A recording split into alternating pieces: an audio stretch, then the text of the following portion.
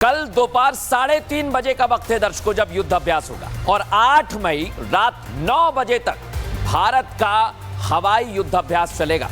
आपको बता दें 2 दिन तक पाकिस्तानी बॉर्डर पर अभ्यास करेगी भारतीय वायुसेना। रेगिस्तानी क्षेत्र और आसपास के इलाकों में यह अभ्यास किया जाएगा। राफेल, मिराज, सुखोई इसमें भाग लेंगे और दर्शकों भारत की ताकत एक बार फिर नजर आएगी। सीधे रुख करेंगे हमारे तमाम सहयोगी इस वक्त हमारे साथ जुड़े हुए हैं और मैं रुख करूंगा जैसलमेर का, क्योंकि जैसलमेर के पास ही युद्ध अभ्यास होने वाला है। सीधे ले आइए वैभव को। वैभव बताइए कैसी वायुसेना की तैयारी है वहां पर। वैभव। मृदुल, बिल्कुल कम शब्दों में मैं कहूंगा शानदार तैयारी है जी। और वायुसेना का जो ध्येय वाक्य है नभः स्पर्शम दीप्तम, ये कहता है कि हमारी वायुसेना आसमान को छूते हुए भी शानदार तरीके से दीप्तिमान रहती हो। और आने वाले ये जो 2 दिन हैं, इन 2 दिनों में हमारी वायुसेना का वो शौर्य न सिर्फ पाकिस्तान बल्कि पूरी दुनिया देखेगी कि हम वायु क्षेत्र में कितना मजबूत हैं।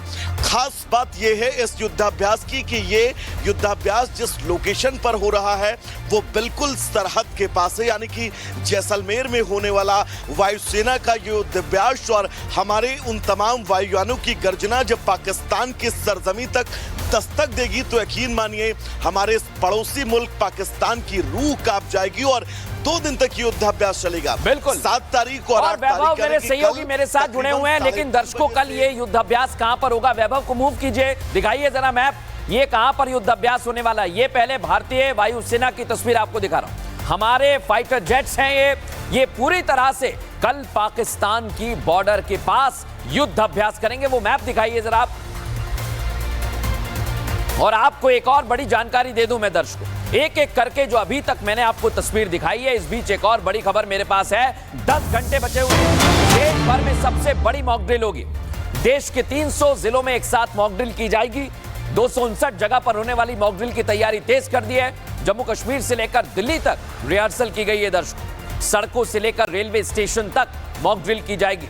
और मैं आपसे कह रहा हूं ये आपको सतर्क रहने वाली बात है, ये सावधान करने वाली खबर है, ये आपको घबराने वाली खबर नहीं है दर्शकों। लेकिन 10 घंटे बाद क्या होने वाला है ये मैं आज आपको समझा देता हूं, किस तरह की तैयारी है, क्या कुछ होने वाला है। आइए जरा आपको विस्तार से समझाते हैं। दर्शकों कल सायरन बजेंगे।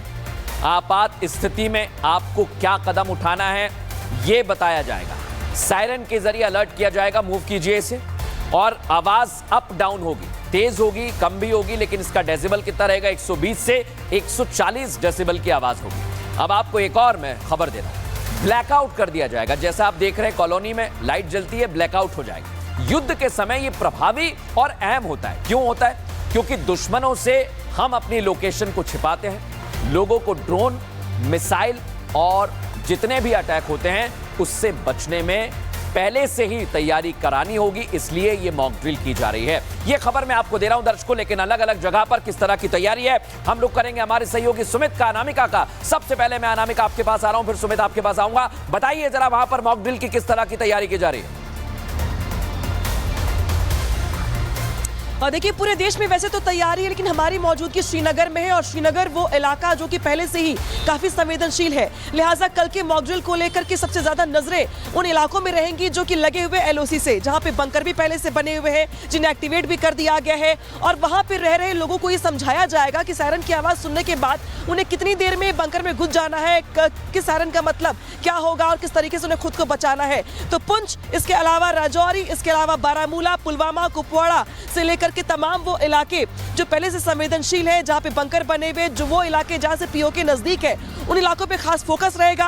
हालांकि अगर बात श्रीनगर की करें तो श्रीनगर में भी हाई प्रोफाइल चूंकि तमाम इलाके हैं, चाहे हम डल झील की बात करें, चाहे मुगल गार्डन की बात करें, अलग अलग हॉस्पिटल्स हैं, स्कूल है, वहां पे आम लोगों को समझाया जाएगा कि सायरन की आवाज बजने के साथ उन्हें क्या करना है, कितनी देर में आवाज आएगी, कहाँ उन्हें घुसना है, कैसे शेडो लेना है। तो ये तमाम जो बारीक चीजें हैं जो किसी भी आपात स्थिति में से निपटने के लिए लोगों को समझाई जाएंगी, जागरूक किया जाएगा। लेकिन नजरें सबसे ज्यादा उन इलाकों में रहेंगी जो इलाके पहले से संवेदनशील है और जो कि एलओसी के नजदीक वाले इलाके हैं। और बिल्कुल मैं अनामिका आपके पास आ रहा हूं। जो पुलिस के जो जवान है, बिल्कुल पुलिस के जवान, आज आपने दिन भर वो तस्वीर दिखाई है। इस बीच एक और बड़ी जानकारी दे रहा हूं, समंदर में भारतीय सेना की ताकत बढ़ने वाली है।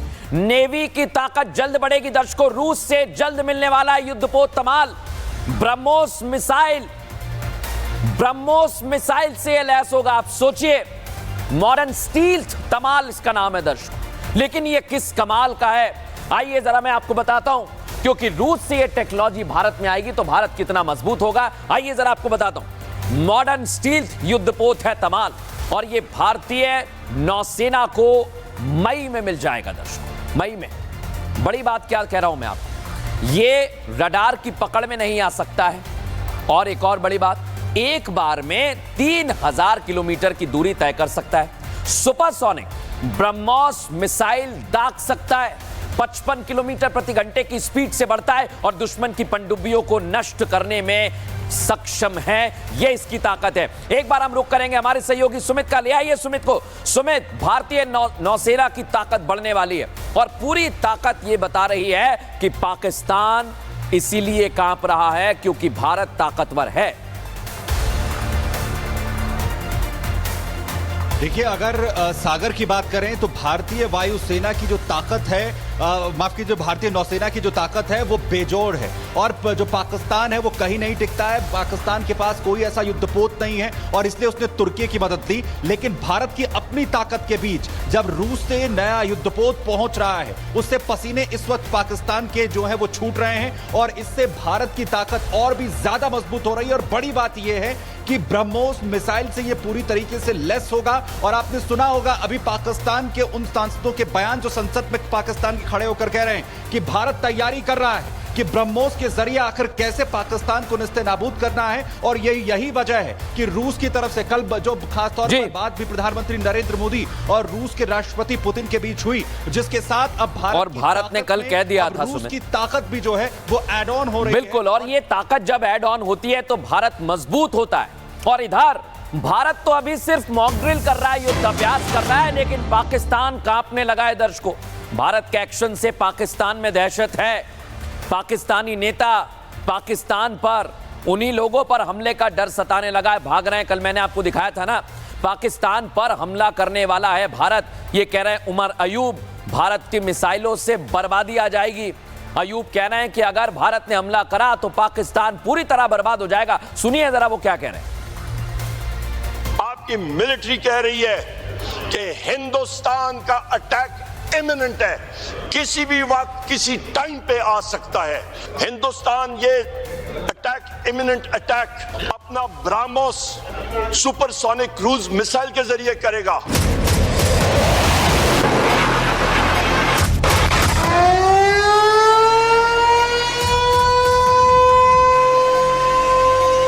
अगले कुछ घंटों बाद मॉक ड्रिल भारत में होगी। जंगी सायरन भारत में बजेंगे, लेकिन उसका शोर पाकिस्तान तक सुनाई देने वाला है। और इसी शोर को सुनने से पहले ही पाकिस्तानी नेता गला फाड़ फाड़ कर भारत के हमले की बात कह रहे हैं। डर वाली बात कहते कहते पाक हुक्मरानों का गला सूख रहा है, लेकिन वो उस सूखे गले को गीला भी नहीं कर सकते क्योंकि भारत ने वाटर स्ट्राइक कर दी है। आपकी मिलिट्री कह रही है कि हिंदुस्तान का अटैक इमिनेंट है, किसी भी वक्त किसी टाइम पे आ सकता है। हिंदुस्तान ये अटैक, इमिनेंट अटैक अपना ब्रह्मोस सुपरसोनिक क्रूज मिसाइल के जरिए करेगा। खौफ की तस्वीरें जो कल भी सामने आई थी जब संसद के आपात सत्र से कई सांसद गायब हो गए, लेकिन रक्षा मंत्री ख्वाजा आसिफ सच को कबूलने की बजाय ऑल इज वेल बता रहे हैं।